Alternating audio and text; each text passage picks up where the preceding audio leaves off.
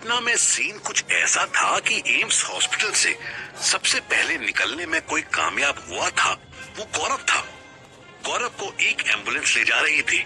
Sikandar washroom के रोशनदान से भाग गया था और शिवानी किस एम्बुलेंस से कहां जा रही थी ये किसी को नहीं पता था। 10 मिनट बाद ही गौरव की एम्बुलेंस रुक गई। गौरव उल्टा लेटा था। जिसने एम्बुलेंस का दरवाजा खोला उसे वो भी उल्टा ही दिख रहा था। ये क्या हुआ उधर एम्स में? गौरव की स्ट्रेचर उतरने से पहले ही उस अर्दली ने ऐसे पूछा जैसे पड़ोसन से चुगली कर रहा हो। अरे पहले ये पूछो कि मुझे क्या हुआ है। मेरी बैग अटक गई है, जल्दी से डॉक्टर के पास ले चलो। गौरव को नीचे उतार कर अर्दली फिर सवाल करने लगा। अरे बताओ ना क्या हुआ? हमसे कोई आतंकी घुसा है? हाँ, अलकायदा घुस गया था पूरा। और तुम भी भाग लो वरना तुम्हारे पीछे भी घुसा देगा। अबे मेरी पीठ अकड़ गई है और तुझे आतंकियों की पड़ी है। जल्दी से मुझे डॉक्टर के पास ले चल। अर्दली ने गौरव की गर्दन पर हाथ रखा। बिल्कुल सीधे लेटे रहो। ओ भाई क्या कर रहा है तू? अरे रुको तो सही, 2 मिनट लगेगा बस। ये गौरव पहले से ही उल्टा लेटा हुआ था। अर्दली ने उसकी गर्दन पकड़ी और एक हाथ उसकी कमर पर लगाया, फिर उसकी गर्दन पकड़कर जोर से खींचा। बहनचोद, मार डाला साले। मार नहीं डाला, जिंदा कर दिया। हम मालिश का सारा काम जानते हैं। बहुत भारी कुछ उठा लिए थे तुम।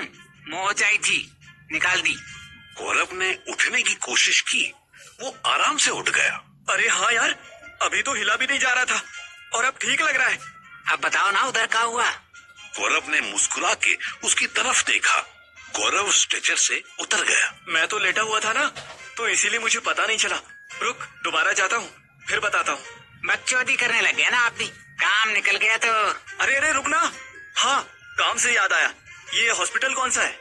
MG live. अरे हाँ, थैंक यू, अब काम निकल गया मेरा। Thank you so much. Gaurav तुरंत हॉस्पिटल से बाहर की तरफ निकला और मनु को फोन मिलाने लगा। मनु का फोन कैसे ऑन होता? वो तो खुद ही 2 चर्सियों के बीच में एक सेल में बैठा था। रागिनी शेरावत ने बस इतनी मेहरबानी की थी कि चर्सियों के हाथ सेल की रेलिंग से बांध दिए थे और मनु को अलग कोने में बैठने के लिए कहा था। खुद वो अंशिका से मिलने के लिए हॉस्पिटल चली गई थी। इधर मनु वेट कर रहा था कि सेल के सामने कोई पुलिस वाला ना हो तो वो अपना ड्रामा शुरू करे। तो भोसड़ी वाले माधर जो तूने छोटी बच्ची का रेप किया है ना, एक बार हाथ खोलने दे। तुझे इतना मारूंगा कि अब की तुझे हॉस्पिटल में नहीं सीधा कब्रिस्तान में ले जाएंगे। मैं हिंदू हूँ। तो पॉलिटिक्स करेगा तू? बजरंगी वालों को बुलाएगा? अबे भोसड़ी वाले। नहीं बे, मुझे शमशान ले जाया जाएगा, कब्रिस्तान नहीं। और रही बात तुम्हारे हाथों की, तो माचिस है क्या तुम में से किसी के पास? चर्सी कंफ्यूज हो गया। इतनी मार खाने के बाद भी मनु उसी से माचिस मांग रहा था। चर्सी ने मनु की तरफ माचिस फेंक दी। मनु ने कैच कर ली। साले एक ही तिली रही हो, कीमती है ये, ऐसे वैसे को मिलती भी नहीं, सेट करके रखना पड़ता है। मनु आराम से उसकी रस्सियों तक गया और रस्सी खोल दी। चर्सी कंफ्यूज होकर कभी मनु को तो कभी हाथ में बंधी रस्सियों को देखता रहा। मनु स्माइल करने लगा। चर्सी ने स्मैकियों को पैर मारा। अबे वो स्मैकिए, भोसड़ी के तू भी कुछ बोल ले। ये साला कोई गेम प्लान कर रहा है, मैं बता दिया हूँ। स्पैकी ने हमेशा की तरह कोई जवाब नहीं दिया। अभी तो बहुत बड़ी बड़ी हाँक रहा था भोसड़ी के, अब क्या हुआ? बोलती बंद हो गई? बिना स्मैकिए के तेरी जी में गूदा नहीं है क्या? देख मेरे माथे की माँ बहन मत कर, बहुत दूंगा बता रहा हूँ। और तू माचिस वापस कर। मन्नू ने माचिस से एक तिल्ली निकाली और अपने हाथ में ले ली। दूसरे हाथ में माचिस रखकर उसने चर्सी को चिढ़ाया। आजा टॉमी, ले ले अपनी माचिस। चर्सी चिढ़ गया। वो मन्नू की तरफ सांड की तरह सींग मारने आया। मन्नू एक साइड हटा। स्मैकिया अपनी जगह से हिला भी नहीं। मन्नू ने एक पूरी ताकत से चर्सी का गला पकड़ा और उसकी दोनों टांगों के बीच में घुटना मारा। बेंचो। जैसे ही उसका मुंह खुला, मनु ने उसमें माचिस फंसा दी और जिस हाथ से गला पकड़ा था उसी की उंगली में फंसी माचिस की तिल्ली निकाली और जला दी। अब कोई तुझसे पूछे कि तेरी इतनी जलती क्यों है तो कहियो कि मन्नू ने जलाई थी इसीलिए। मनु ने वो तिल्ली उसके पैजामा पर लगा दी। सेकंड्स में सिंथेटिक पैजामा ने आग पकड़ ली। मन्नू दूर हट गया। चर्सी नाचने लगा। बेंचो बुझाओ कोई।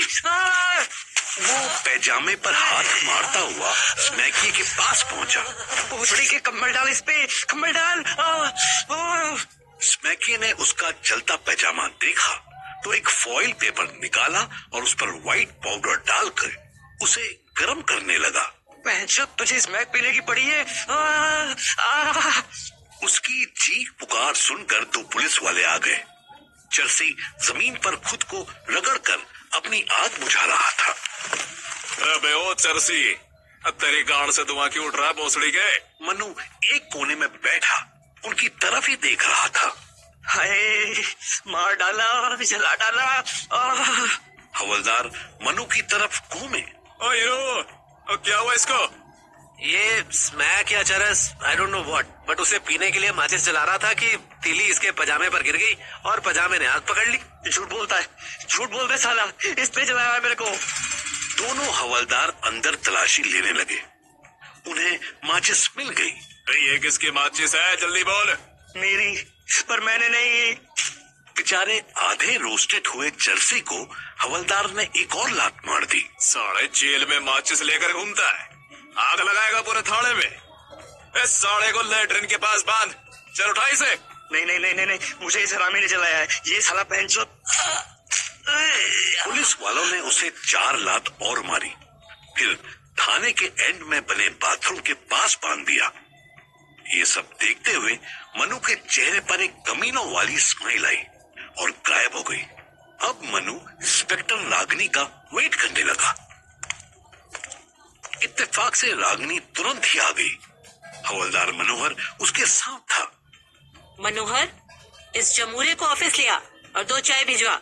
अगले ही मिनट मनु रागनी के ऑफिस में बैठा था।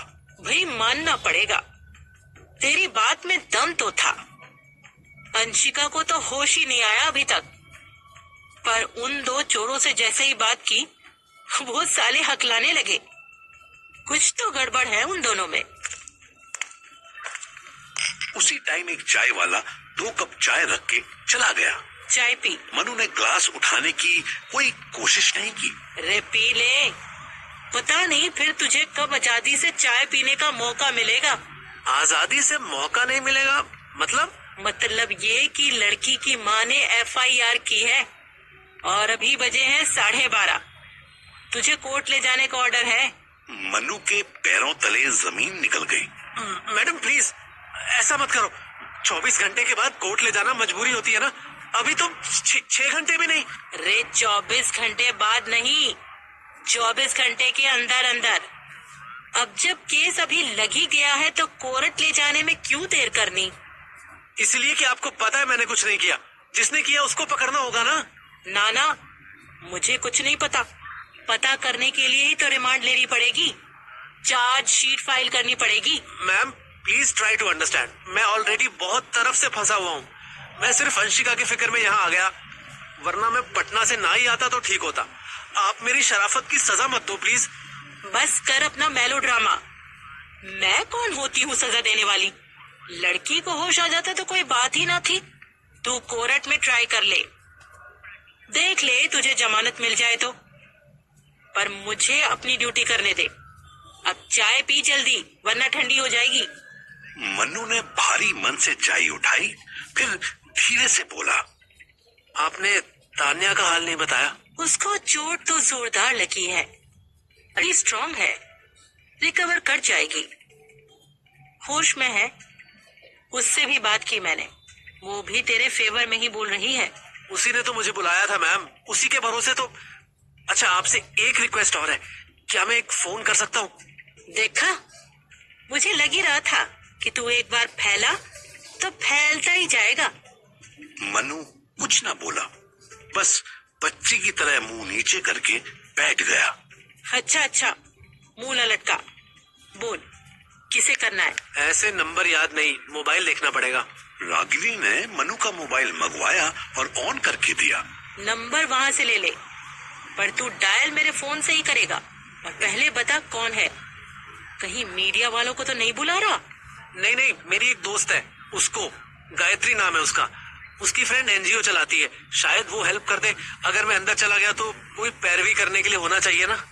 और तेरी ये वाली दोस्त तान्या, जो खुद ही टूटी फूटी पड़ी है, वो कैसे करेगी? टूटी फूटी तो गायत्री भी पड़ी है, पर उसकी फ्रेंड शायद हेल्प कर दे। रागिनी ने गाय की तरह सर हिलाया और कॉल मिला के दे दी। कॉल जाती रही, पर पहली बार में किसी ने फोन नहीं उठाया। रागिनी ने बिना पूछे ही दोबारा डायल कर दिया। तब भी लास्ट बेल के बाद कॉल रिसीव हुआ। मन्नू की एक्सपेक्टेशन सही थी। मुस्कान ने फोन उठाया। हेलो, कौन? मुस्कान, मैं हूँ। एक फर्जी केस में फंस गया हूँ दिल्ली में। संत नगर पुलिस स्टेशन में मिस रागिनी सहरावत है, एकदम लेडी सिंगम है। इनसे मिलना, मेरा नाम बताना, ये गाइड करेंगी। होल्ड ऑन, तुम तो इतनी जल्दी जल्दी बोल रहे हो जैसे अमिताभ बच्चन ने सिर्फ 20 सेकंड दिए हो। सुनो पहले, यहाँ पंगा हो गया है। जिस एम्स में गायत्री एडमिट थी, वहाँ पुलिस को टिप मिली कि कोई बहुत बड़ा क्रिमिनल वहाँ छुपा है। उन्होंने पूरा हॉस्पिटल खाली करवा लिया, हमें भी शिफ्ट होना पड़ा। गायत्री की हालत बहुत डाउन है, मैं अभी नहीं आ पाऊंगी। मनु तुरंत समझ गया कि क्या हुआ हो सकता था। उसने फिर रागिनी की तरफ देखा। मैम प्लीज एक कॉल और। ना जी, बिल्कुल नहीं। अब तू मुझे लेडी सिंगम कह या उर्मिला मातोंडकर, तेरी मर्जी, पर अब नहीं। तभी पीछे से मनोहर आ गया। मैडम जी, टाइम हो गया है। रागिनी ने अपनी घड़ी देखी। चल भाई उठ, तेरा टाइम हो गया। अरे पर मुझे मेरे लॉयर को तो बुलाने दो। चल उधर कोर्ट में ही मिल जाएंगे, 100 के 3 ले लेना। रागिनी मन्नू को जबरदस्ती कोर्ट ले गई। मन्नू पैसे से भी कमजोर हो गया था। सारी मुसीबतें एक साथ उसके ऊपर आ गिरी थी। उसे कोई ऐसा वकील चाहिए था जो उसकी जमानत की पैरवी कर सके। रागिनी उसे 30,000 कोर्ट में ले गई। मन्नू को जो वकील मिला, उसे देखकर ऐसा लगता था जैसे पिछले जन्म में हलवाई था।